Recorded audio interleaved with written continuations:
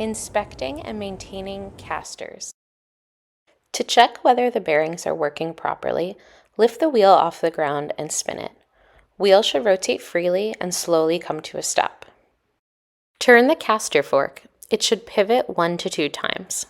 Check for caster float and flutter.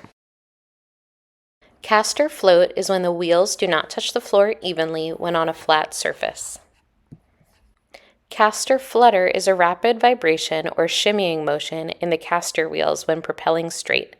You might also have experienced this with rattling shopping carts. Causes can include a loose stem bolt, misaligned housing, or worn bearings.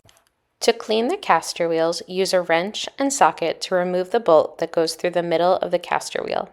You will need to hold one side while turning the other side. Slide out the caster wheel. Set aside the washers and, if present, spacers. Remove any debris and wipe the parts clean.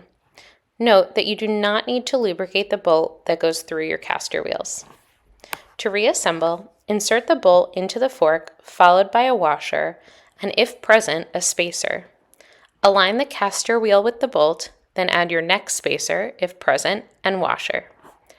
Reattach the nut on the outside of the bolt and use your wrench and socket to tighten. To avoid damage, always apply pressure evenly when working around bearings. Pushing too hard on one edge can result in them getting stuck. Anytime you clean or replace wheels, recheck their motion. If your wheels stop quickly or spin backwards, the nut and bolt holding the bearing may be too tight or too loose.